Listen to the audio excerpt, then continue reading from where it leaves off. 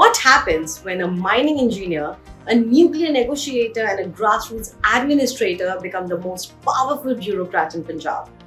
Hello, my name is Bhakti Kothari, and today on Indian Masterminds, we unravel the quiet revolution led by Chief Secretary K.A.P. Sinha. From atomic energy to agriculture, from international diplomacy to disaster management, Sinha's journey is nothing short of fascinating.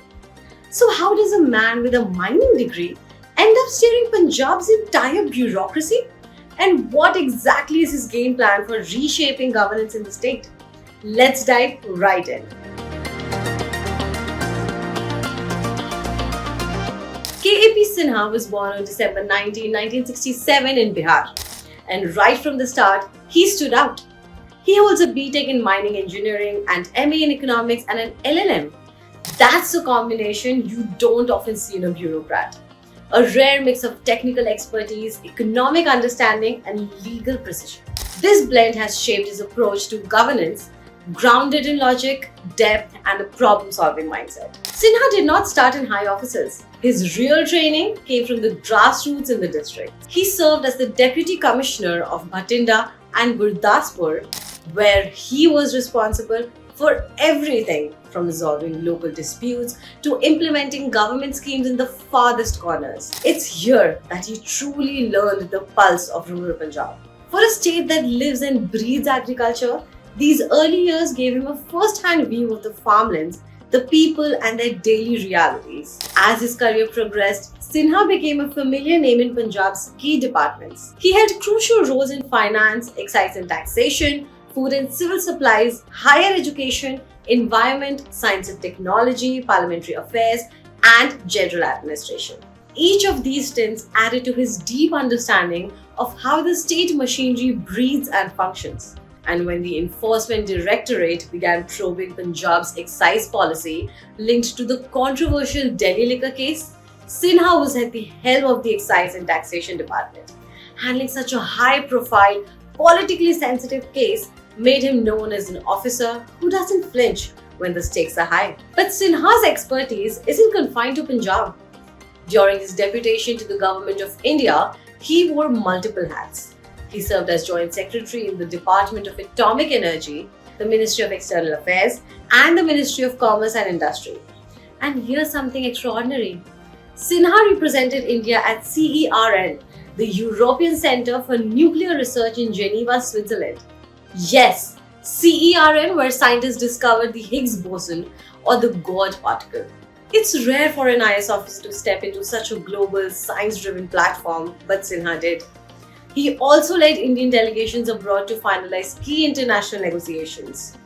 Back in India, he was on the board of the Electronics Corporation of India Limited in Hyderabad and served as an expert member for the Atomic Mineral Directorate and the Global Centre for Nuclear Energy Partnership in Haryana. His commitment to education and science did not stop there.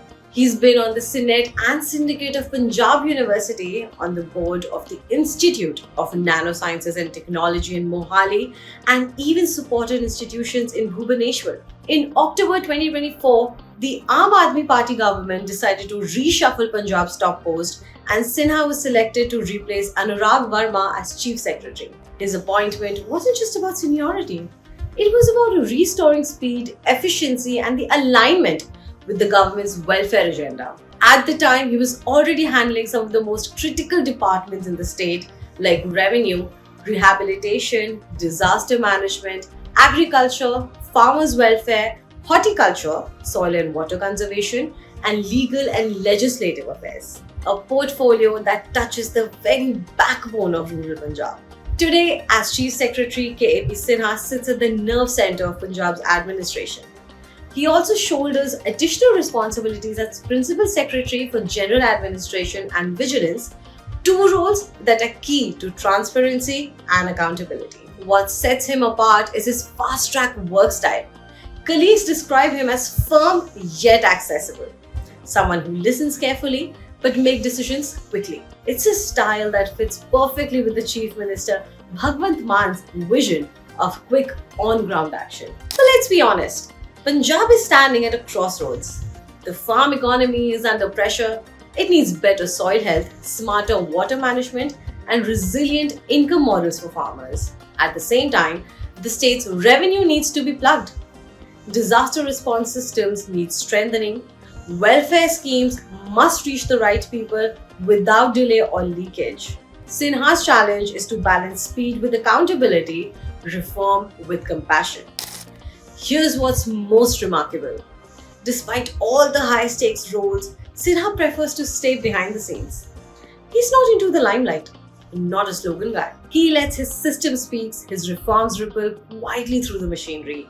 And if you look closely, his impact is visible in the institutions he's helped, the files he's cleared, the missions he's led, and the farmers he's supported.